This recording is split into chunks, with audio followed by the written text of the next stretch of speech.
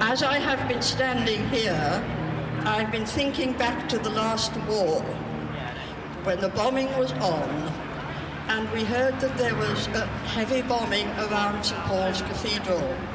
So I immediately, I walked over here and I stood down the road there.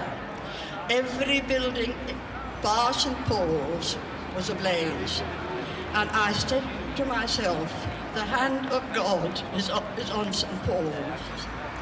And this morning, I went to church and I was praying to God about you all. And I thought I would wander over and see what was happening. You have every right in this world to make a protest and to create a situation.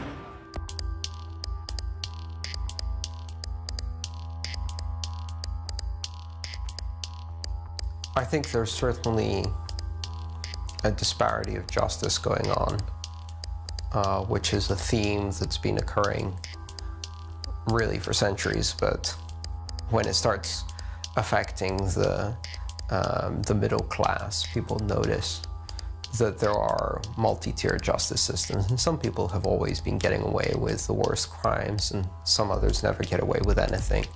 It's becoming quite noticeable in the States and in Western developed nations now how there are multi-tier justice systems, but it's no different than the past. It's just that the middle class used to not be part of the lower justice tier, and the lower justice tier has expanded to include them.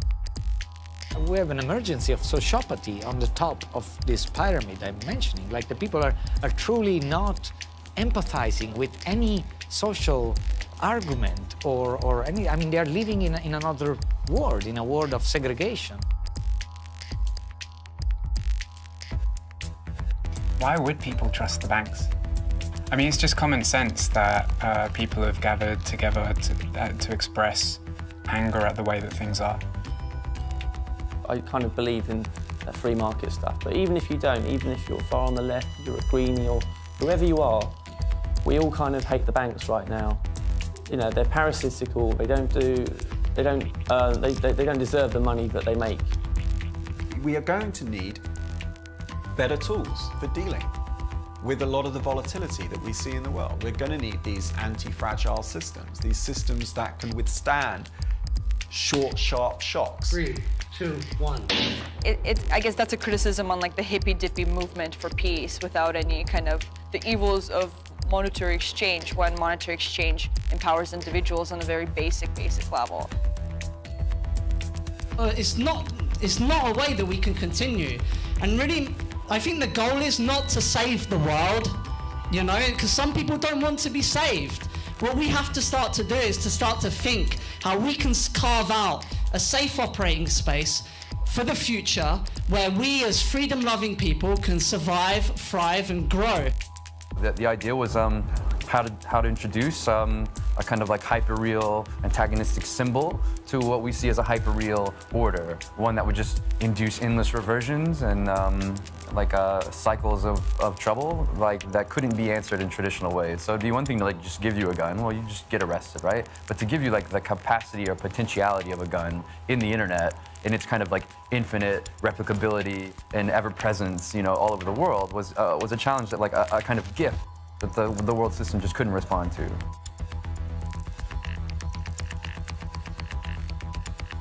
As long as the code pays for its own execution, it'll keep running in the network. And I think that opens up far more possibilities than we've considered today. Isaac Newton was an explorer, and his tinkering with things that didn't work gave him a great sense of what would work. So he was an innovator, a scientist, a hacker. What a hacker is today, it's a very debated, over-described. We have books coming out on hackers. We have marked our presence in history as a culture, as a cultural movement. And I think we have marked it very well so far, although we have losses and we have things to really worry and people to remember. Yet, I think we achieved already a good position, and the next iteration, our bigger danger is to be too self-referential, to not recognize the agency of other people, of other areas of expertise. And again, the fact that we are social animals, that isolationism is not an answer for well-being, for the welfare that we look for everyone. So we have to go a little bit more social. As many people all over the world have worked towards from Cairo to London.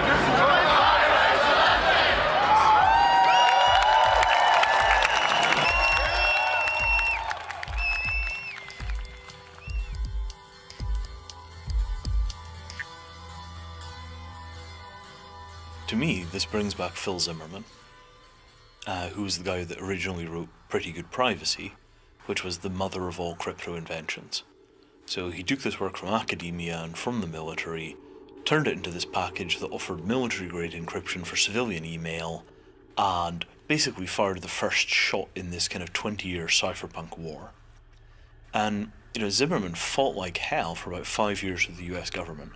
They used to have to take the source code of PGP, print it out into books, export the books, and then scan it again to get through a technical loophole with the US law about banning the export of cryptography software, but it was no longer considered software if it was in the form of a book. And, the fact that the government was willing to go to these extraordinary lengths to try and control cryptography was an indicator that cryptography was fundamentally important. And here we are now, 20 years later, we're up to our eyeballs in the Snowden problem. This was exactly the problem that Zimmermann was aware of as a potential, and he turned out to be exactly right in practice. But because we never mass deployed civilian cryptography of a high enough standard, we turned out to have almost no defense against the government when it came to this huge power grab that they've made. Professor Lawrence Lessig, who in 1999 wrote his book entitled Code is Law, technically it's Code, and Other Laws of Cyberspace, but really the mantra that came out of that was Code is Law.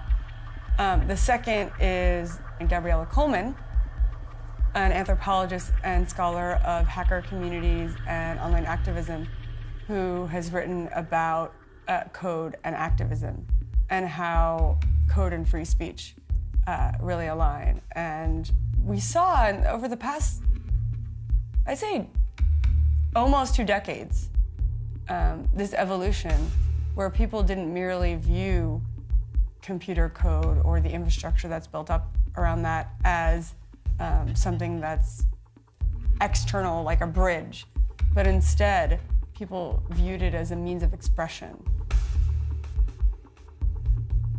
I think there's a rather large symbiosis between the hacker community and the WikiLeaks community.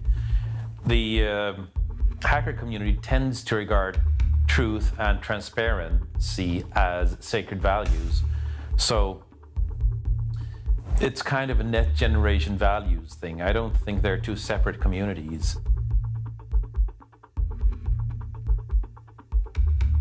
At the same time in which WikiLeaks leader Assange, Julian Assange, was awarded with the Sam Adams Prize for Integrity and Intelligence, for the first time a known military person was awarded this prize, opening up effectively in history the debate for what we need to do to actually evolve the way intelligence works in our time, cutting off without a sentence that way to actually receive donations from people that appreciate that effort. That has been a fundamental violation of network neutrality as it's perceived by most hackers around. It is a violation of even more than network neutrality, because what we call network neutrality is the politics of the internet. That is a violation of a neutrality that we attribute to a network, the network of money, on which the promise of capitalism is based on, that we can't just look over and just go on with. That's what most hackers thought. What someone does with their own time and money is certainly one of the ways that they convey their personality to the world. And just as I can use my words to convince other people of something that I believe in, I can also use my money to help fund a project for something that I believe in. I don't think there's any material difference between those two things.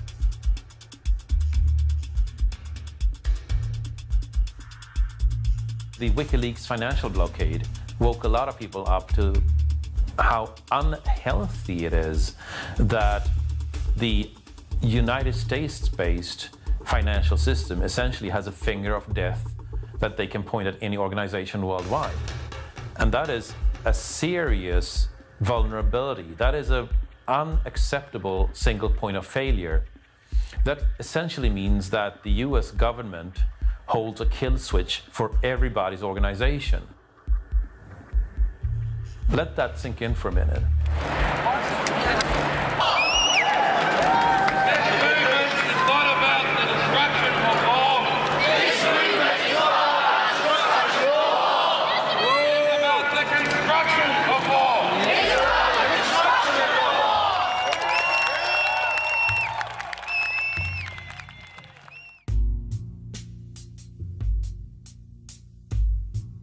People like stories. I also like stories. So if you go to the internet, you're going to see all these stories of how money was developed. Somebody invented it, but it never happened like that, right? It's like language. It was developed in many different parts of the world. Nobody fought, nobody sat and said, okay, I'm going to think about the concept of money. I'm going to invent currency. It didn't happen. Then that's why it's so hard to understand it, because it's just intuitively, as humans, we use this thing. Right, can you tell me if most of the banks in Europe are owed money by the other banks of the other states in Europe, plus a few outside, how can they all raise each other out of the swamp when each one that props up another one will, by doing so, go down itself? It's just not something people ever questioned before or wondered about. I mean, I asked people, you know, in all sorts of countries, in your high school, you know, your secondary education, did they ever sit down and explain to you how money comes into existence? And I haven't found a single education system yet where that's discussed as part of the core curriculum. It's a complicated issue. Do we want to teach people, or do we want people to learn about the nature of currencies, the nature of payment systems, the nature of local currencies? I think the answer would be, it would be good to teach them about it, but we're facing an uphill battle. And the reason fundamentally comes back to the state's desire to hold a monopoly over the payment systems. Currency is not absolute. It changes over time. And while right now we tend to have a dominant idea of what currency means, that's not been the same throughout history. And currencies have risen and fallen. There was a book recently where they actually did inventory of alternative currencies, around 6,000, such as one with the WIR in Switzerland. It's been around since 1932. You have the Lemais coin with the Lakota Indians in northwestern United States. You could even say some types of point systems, reward. So you have many different types. Certain Kenyan tribes in the past used to trade with cowrie shells because it was a limited currency, so it was a good medium for exchange.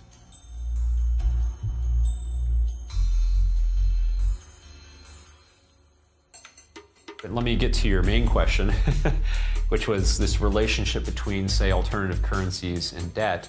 So one thing that's interesting when you look at things like the level of debt following World War I, where debt levels kind of climb, of course, leading up through the Great Depression, after World War II, and again today, as you see these kind of spikes in debt levels. And alongside that, you have the introduction of new types of currency, new alternative currencies during the 30s and 20s.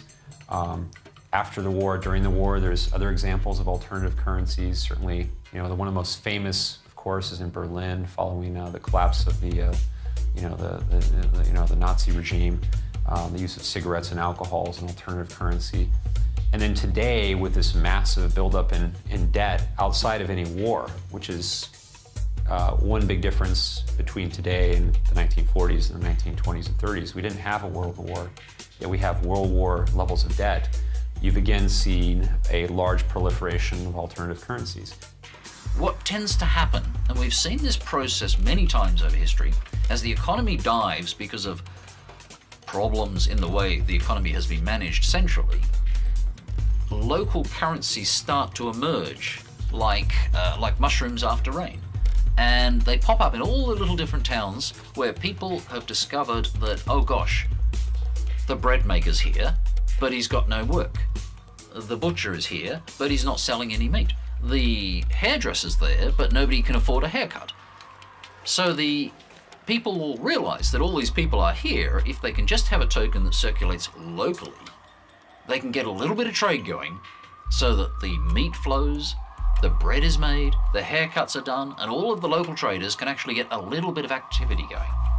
Everybody's there and waiting to work, but nobody's got some cash. So we'll create some cash and give it to the people. So if you like, let systems and local currencies are local quantitative easing. They're quantitative easing that bypasses the banking system and gets right down to the people. This is called fractional reserve banking. They need to keep 10% of the money in the account back with them. And they say, well, because someone owes us that money, technically we have that money. Yeah. So then they loan someone else 9 million of that, and then they loan the next person 8,100,000, and so on down the line. Yeah. And then they've effectively laundered millions and millions of pounds worth of cash just off this 10 million that they were legally allowed to create. A great Ponzi scheme. A great Ponzi scheme. And the human mind is perfectly able to deal with a huge amount of coins rather than just one fiat currency and a single note design and a single coin design. We can do even more than that, but we forgot it. Over time we got used to this central system. But we can go back to the other system if we want. The world of finance is extremely jealous of its territory. As soon as they see a version of finance popping up, even if it's just a little internet toy payment system, they get rather aggressive. Phone calls are made, the central bank is annoyed, the FSA is annoyed, the various regulators are annoyed, and they are pushed to do something about it. In the late 90s, after DigiCash, there were a lot of different ventures starting up and getting into the business, and a lot of them failed, partly because they got no support from the finance people. One particularly famous system was eGold. eGold started up in about 97 doing gold on the internet, and built up its base up until about 2000 or so, when it started to become profitable and started moving forward. Unfortunately, eGold got into trouble, came to the attention of the feds, and the feds walked in there with weapons, SWAT team and so forth, and took them down. After a period of 2 years worth of court cases, the whole thing was basically rolled over, and although eGold was still running, huge numbers of accounts had been seized, nobody particularly trusted it, and nobody particularly trusted the result. In essence, it was shut down. Getting rid of a network's a different matter than your hard drive failing or a subpoena against a server. The problem with our classical view of payment systems, Alice pays Bob but goes through Ivan, a server, is that somebody, it doesn't have to be the state, it can be anybody, can attack the server and shut it down, or steal the money, or etc., etc. Because we couldn't do decentralized currencies, we did centralized ones. And here's where Satoshi Nakamoto had his, shall we say, his genius stroke. Let's not use some sort of heuristic. Let's not use some sort of algorithm. Let's not use some sort of hierarchy. Let's do a lottery. Let's create a lottery. We don't care which of the transactions goes forward, as long as it's only one of them. I kind of have been calling myself a decentralist, which is this notion of preventing anyone from having so much power. We don't really care anymore which transaction was accepted. We only care who's got the biggest number. And that is something that we can guarantee cannot be spoofed, cannot be attacked, because the calculation of the hash, the proof of work thing, is this magical cryptographic blah blah blah. Not depending on traditional cryptographic security, but really depending on economic incentives to encourage good behavior. And as long as they work on a macro scale, the whole system remains secure and has this distributed consensus property. So if I give it an input, which is different, I cannot create that big number without going through massive amounts of processing. Everybody is therefore on the same footing. It is therefore a lottery, a fair lottery across all of the machines. One person gets to win the lottery. They get paid their 25 bitcoins for that. And that person is the one who chooses which transaction goes through, and therefore we've solved the double spending problem. Messages are sent on a best effort basis. Nodes can leave and rejoin the network at will, whilst trusting the longest proof of work chain whilst they were gone. This is all about what happens when we turn our backs on the system.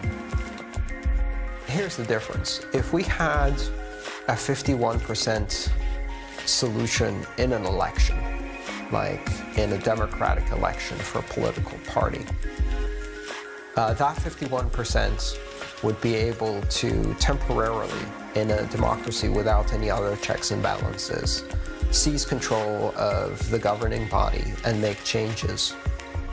What changes could they make? A coup would go too far. So they would probably be subtle changes, but in most democracies, those changes would reverberate through 4 years of governance until they get kicked out. Well, in Bitcoin terms, that's 10 minutes. And in those 10 minutes, all they can do is double spend a few transactions. The broader issue would be if you had a sustained 51% attack whose primary motivation would be to change the core protocol, essentially pull a coup on Bitcoin by changing the mechanics of the core protocol. In order to do that, you would not only need a 51% attack, but you would have to make that coincide with an upgrade of the system so that the majority chain actually moved to a different version of the protocol or to a different version of the software. That scenario is impossible. And the reason it's impossible is because it's not just the miners who have parts in the consensus system, especially when we're talking about protocol changes. The miners can affect what is the longest block, but in order to affect which is the prevailing software choice, they have to persuade the users to change, and they have to persuade the web wallets that represent millions of users to change, and they have to persuade the merchants to change. If the miners were to take the protocol in the direction that the users don't want to go to, they would find themselves on the majority chain, but they would find themselves on a majority chain empty of transactions because all the users would stay behind. A minority chain with actual transactions and merchants is the majority chain because that's where the value is. And so you can't really hijack Bitcoin the software and Bitcoin the algorithm or any cryptocurrency with a 51% attack long-term in a coup, because you would lack the consent of the user wallets and the web wallets and the merchants who wouldn't follow you down that path because it would be obvious.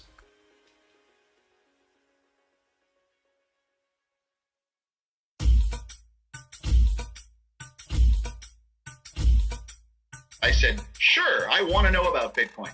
Apparently I had some at that point, and it's like somebody had sent them to me, but I didn't really know anything about them, and they were kind of in some wallet someplace on the internet. But I'm like, sure, I want to know about them. So he came up, and we had lunch with Gavin Andresen. And we had lunch with him at a Thai restaurant, and actually I picked up his tab, and he paid me back in Bitcoins when he got home. So he sent me the Bitcoins, and they were worth 25 cents at the time. And I guess if he had a $9 tab, we're talking about 36 Bitcoins, which are worth getting on up to about $4,000 right now. So it was a very profitable lunch for me, and I'm glad that Gavin came out. But so we learned about Bitcoins that day. He talked about them. We were a little skeptical. We were like, well, there's been a lot of alternative currency ideas. floated about in the libertarian community before, but we're interested. So we talked about them on the air, and I think it was that night, and it might have been the night after. I'm not 100% sure. Let's look at it just like as a small phenomenon. It was people that were going on online servers, like casinos, playing among themselves, and actually the service providers had nothing to do with them, their community, their money, and what they played and what they loved playing. So they just wanted to play by themselves. They just wanted to have a channel to have transactions among themselves as promised by the game and go on and play it. These people got very early, in a very early stage, involved in Bitcoin because of a need, because of a felt grassroots need. Pardon me if you have like really strong political beliefs that grassroots must be only people fighting for social justice. But I think that we must also see some constituency into the fact that people are coming out of the system in a transversal way of the system that forced them into entering the temples, the palaces of the automatized administration of their games and build their own little community. Yes. That's why I'm interested in it, is because it is a brilliant way of resistance without violence. These are usually the best ways to change people's minds, because if you have to get violent, then it's very easy for the opposition to vilify you, and often with very good cause.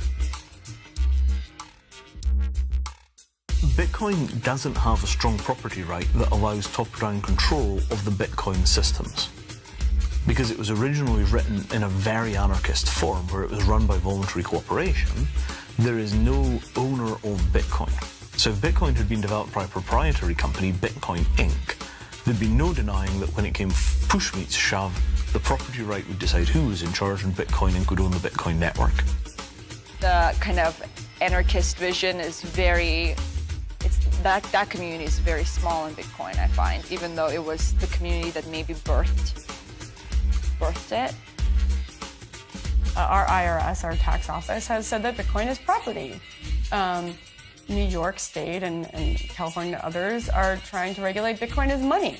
The SEC that deals with securities is looking at Bitcoin as technology for stocks and equities. The CFTC is looking at it as a means of futures. The Fed is looking at it as a new form of central banking and issuing money. So I do believe Bitcoin is not just one thing. It's many different things to many people. But what's underlying it is this open source, peer-to-peer network and protocol. And without that, you couldn't have any of these other uses. Crisis, the word crisis actually has the same root as the word critique. So a crisis is at any moment in history when the status quo stops functioning.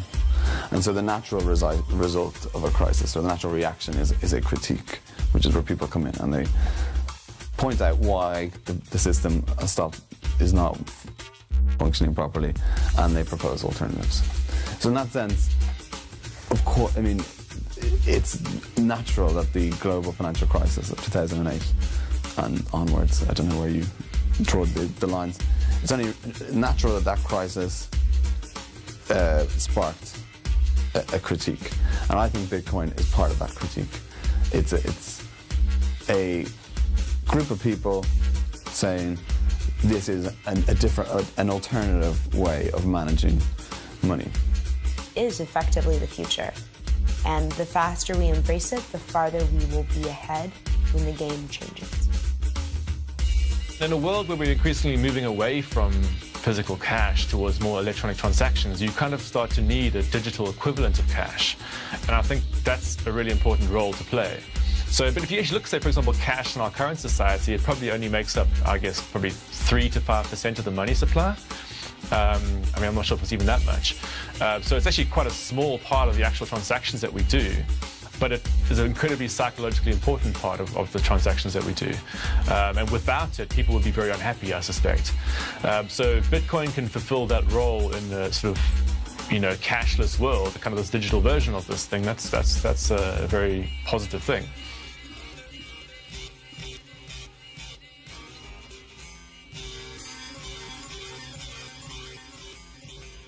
My transactions are speech. Bitcoin assumes that I'm free to go publish those transactions. I'm free to tell other people about that information. Bitcoin assumes that data is easy to spread and hard to censor. That's a fundamental assumption in how Bitcoin works. When I'm building my next business, I will not accept anybody else, in particular not on a foreign power, to hold a kill switch to my organization. So I think that blockade of WikiLeaks will have much more far-reaching implications for the price of Bitcoin and for the adoption of Bitcoin than what we've seen in these years, because it planted an idea that I don't like the concept of a kill switch to my organization. And people will start rebuilding that, and it'll take years before we see the full impact.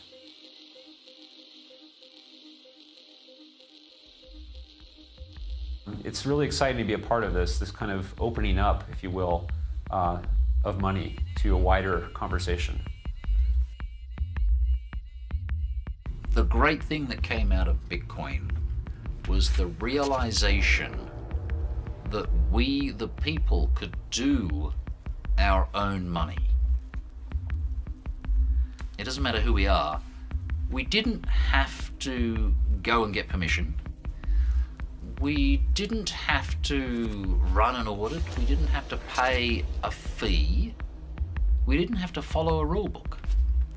We simply had to do it with a bit of software that got it up and going. And this is a huge opportunity to tell everybody that innovation belongs to us, and we can go out there and do whatever we want to as long as we can make the software work. We don't need to go back to history and say, oh, the British government has run the pound sterling for how many years?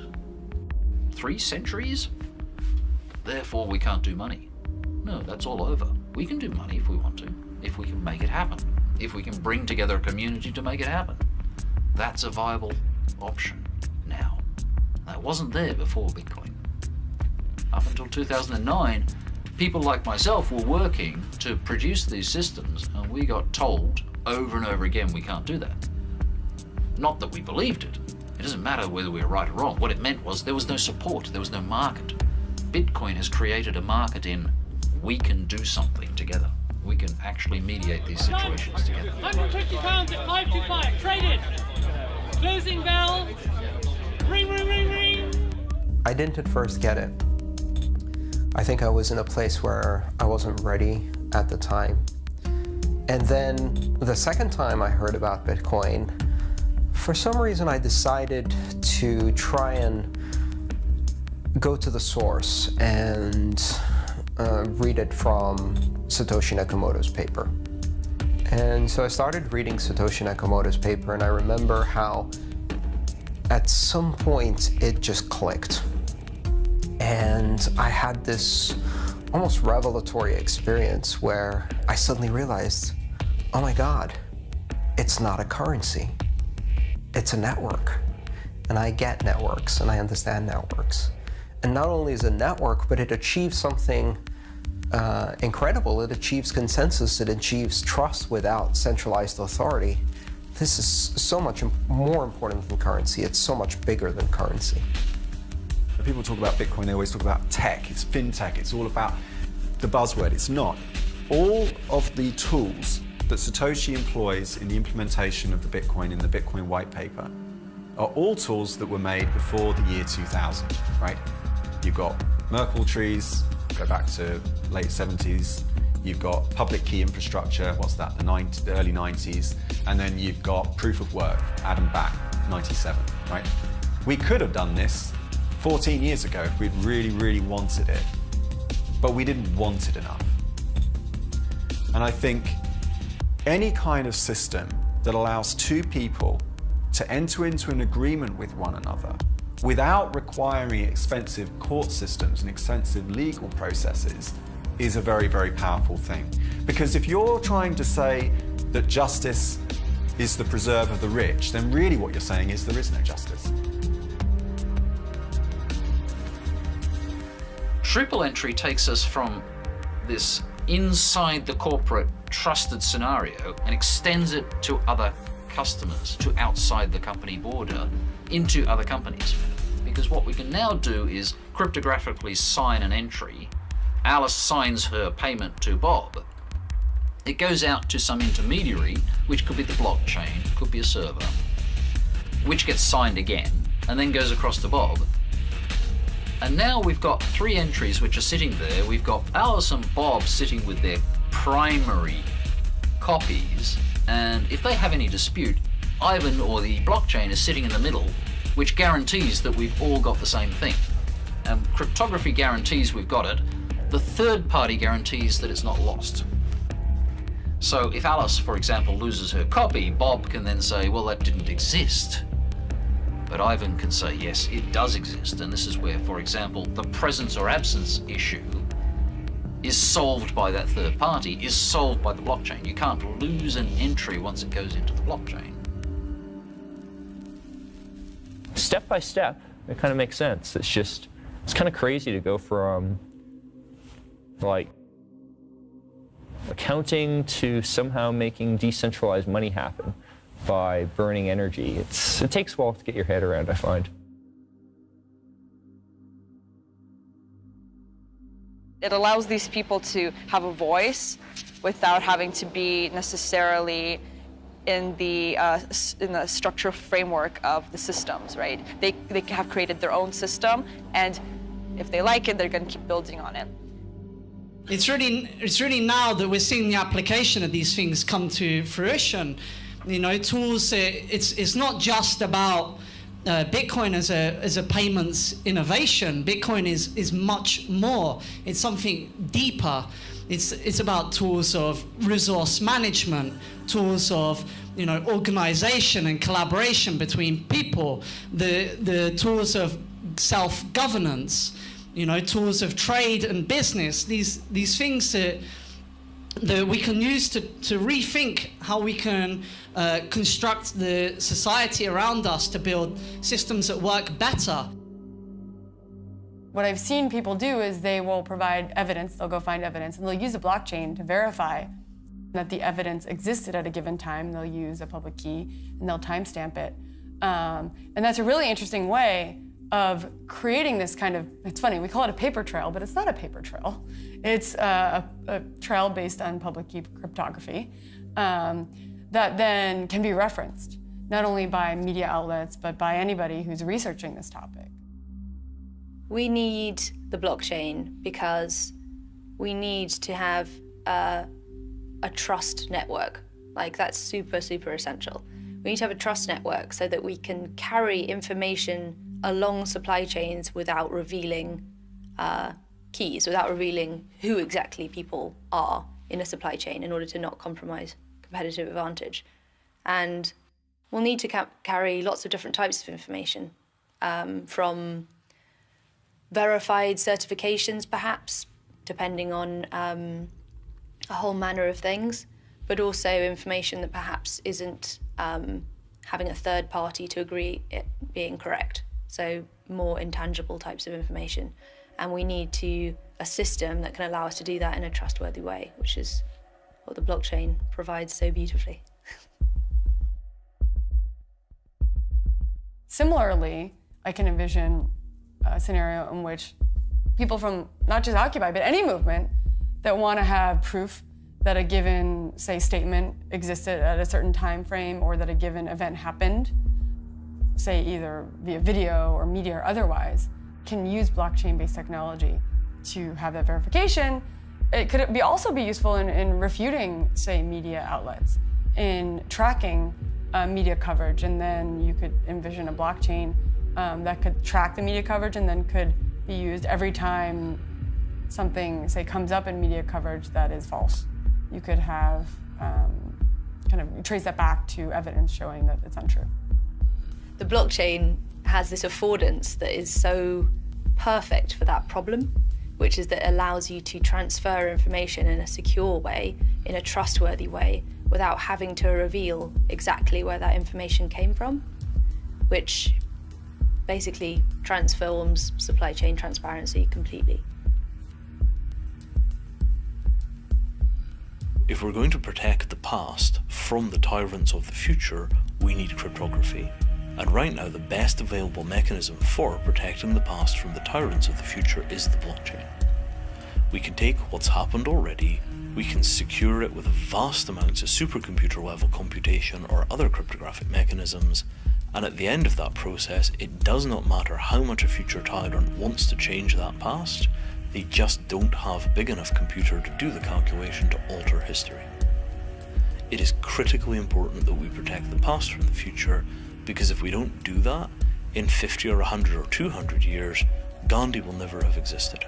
The ideas will be so dangerous they'll be mopped out of reality, and algorithms will very carefully gloss over the holes. We must make sure that it is impossible for a future dictator to erase the history of humanity that might cause people to understand that the pain that they feel is a pain that has been felt for centuries before them and that can be cured by political action. I see a lot of parallels with the early internet, and to me, Bitcoin is a platform, and it is not just one, but a series of protocols at a very basic layer. It is a peer-to-peer network for rapidly propagating blocks and transactions. On top of that, you have a TCP-like almost transaction layer within the scripting language inside the transactions. And already we're seeing other protocol layers above it. One of the things that people don't realize in retrospect, looking at the internet today, it appears as if it was the perfect protocol and that it never really had much competition. But that's not true. Even TCP/IP had plenty of competition and also plenty of criticism. Throughout the 90s, the prevailing attitude from the telecommunication providers was, this will never scale to the level of voice. It can't do quality of service. It can't do video. It can't scale to large levels. And that's why we need to continue using these legacy fiber optic networks. Today, all of those legacy fiber optic networks are running on top of TCP/IP. Turns out it could do voice, it could scale, and it did scale. TCP/IP is the story of a protocol that was good enough and reached the scale where it achieved viral network effect and embedded itself in computer science curricula and in hardware and in software implementations, and became so successful that now we can't even upgrade it to IPv6 because it resists its own successor. I don't think we're going to see Bitcoin permanently displaced by a successor. I think Bitcoin is good enough. I think Bitcoin has achieved the viral network effect. And I think it has already absorbed enough investment that creates momentum and inertia that will take Bitcoin very far. I do expect to see lots of alternative currencies emerge. In fact, over time, I've revised my opinion, and now I believe that instead of hundreds or even thousands of alternative currencies, we're going to see hundreds of thousands, possibly millions of alternative currencies, and all the way down to single-person pseudo-currencies that are reputation management schemes or funding schemes for individuals. Novelty coins and fad coins and meme coins and coins created by 5-year-olds and 6-year-olds in school to trade with their friends. We're going to see millions of currencies. However, all of these currencies will come as successors to Bitcoin, and I think many of them, the ones that will achieve monetary value, will achieve it in collaboration with Bitcoin synergistically. In fact, I wouldn't be surprised if we see several coins backed by Bitcoin, where Bitcoin acts as the reserve currency, as the store of value for long-term consideration. Over time, we may see Bitcoin be used mostly for very large value transactions, very much like the gold standard. And then more nimble currencies take on a more transactional role for day-to-day purchases and things like that. But if they do so, they only strengthen Bitcoin. They don't replace it.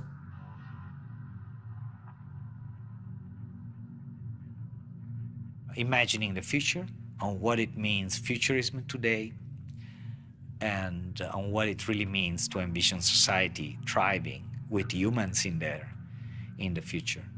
Now, I'm not asking for purity at all. I love cybernetics and the Cyborg Manifesto by Donna Haraway and everything that came after that.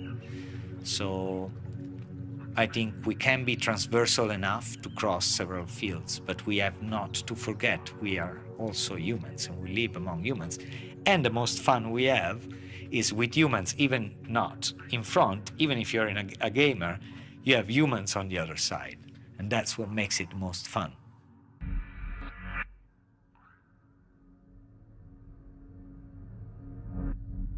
Let me start with the quick story of what is the state. Max Weber's definition of the state is that the state is the entity that has the monopoly on violence inside of a bounded geographic territory. Legitimacy. So the problem is that in the places where you really need to identify the state, like say Gaza, this test fails.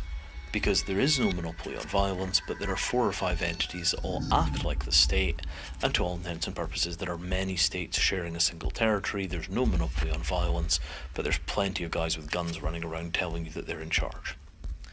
So I prefer to say that the state is any entity that can retroactively pardon a crime.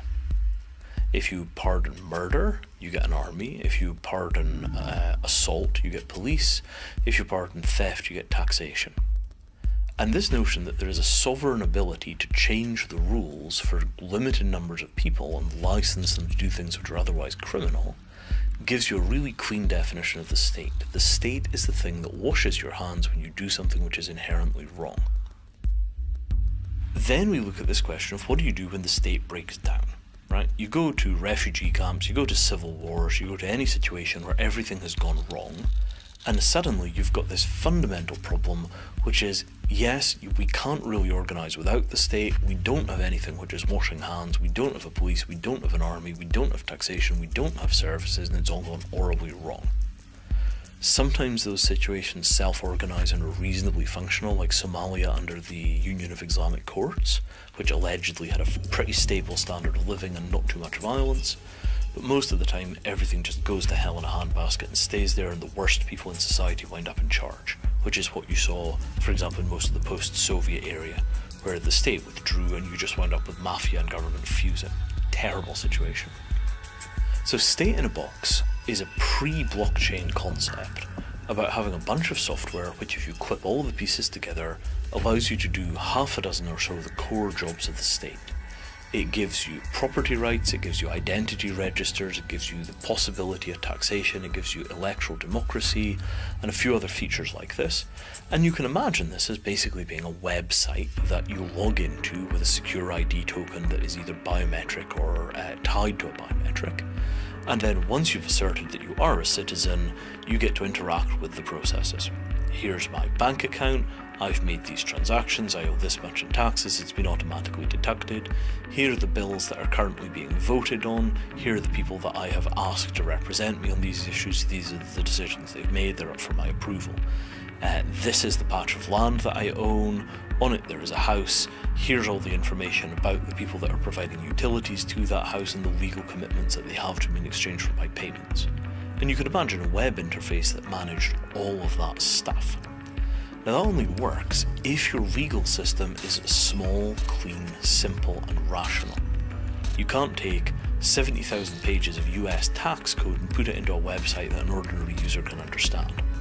It might even only work inside of refugee camps and similar crisis areas where the majority of the complexity has been washed out of the society by disruption, so you're kind of rebuilding from scratch and you just need something to get you through the first few years.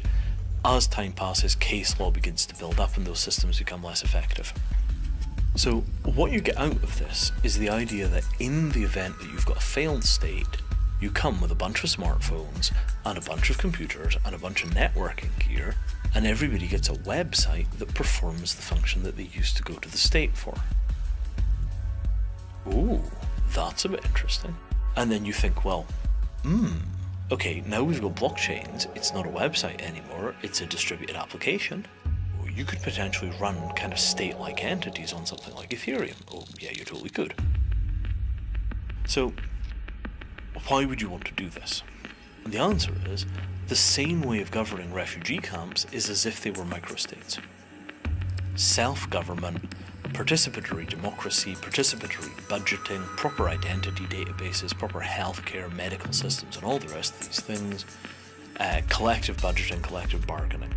And all of the little enclaves where we've got a breakdown in external governance, where people want to be able to treat each other decently but don't have the machinery, could run on these kind of systems. Anytime you are under-governed, you set up a system, everybody votes, everybody cooperates inside of those systems, and what you get is the re-emergence of local control where central government has failed. And I think that we would see huge use of that in slums, we could see huge use of that in refugee camps, war zones, anywhere where there's been so much systemic disruption that you need software to take over from the government just to keep the basic functions going for long enough that you can stand up essential services again. And I think the world is filled with that. I think there are hundreds of millions of people or more that are systemically unable to access reasonable quality state services because of state failure, because of corruption, or because they're so poor that they're not putting anything into the state, and so the state just ignores them or tries to treat them like wildlife. State in a box is a way of allowing the citizens to patch the cracks where the conventional Westphalian nation state is failing to provide services.